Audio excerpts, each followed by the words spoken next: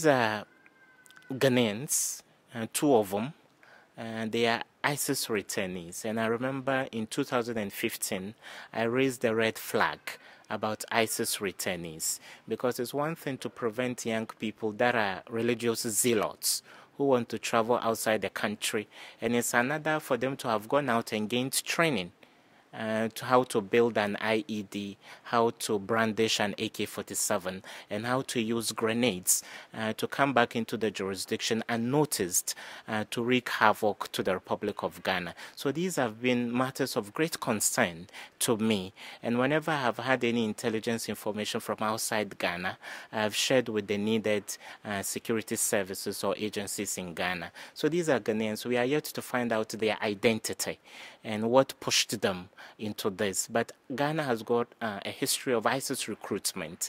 Everybody remembers Alema, a young graduate from KNUST, who willingly chose to join ISIS in Syria and dying in the process.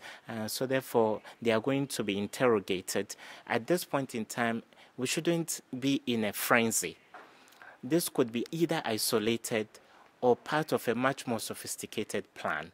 And then these grenades are not, labeled. Guns are labeled. Whatever AK-47 you see, the labeling that is done by the military industrial complex tells you the origin of the weapon. But grenades usually come in boxes. So these are not in boxes. Which country manufactured these? How can we, determine the trajectory where they traveled until they got to Libya and then eventually found their way into Ghana? So these are unanswered questions that are food for thought for Ghana's national security to be able to unravel. So, Chris, today's discovery comes to me as a big surprise.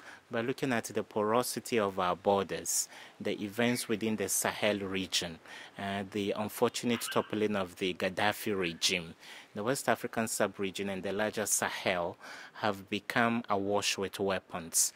So such weapons could easily infiltrate through our porous borders. But, Chris, the pictures you've seen are pictures of MK2 grenades. They are deadly enough.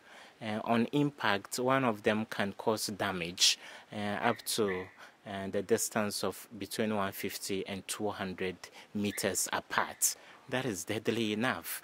It can cause huge casualties. So therefore, I believe, yes, the dynamics have changed. We should shift away from the conservative way of, checking people at the border area and the border areas we have. And as small a country as ours is, unlike Nigeria, Ghana, a tiny nation, has got up to 42 approved and unapproved entry points. So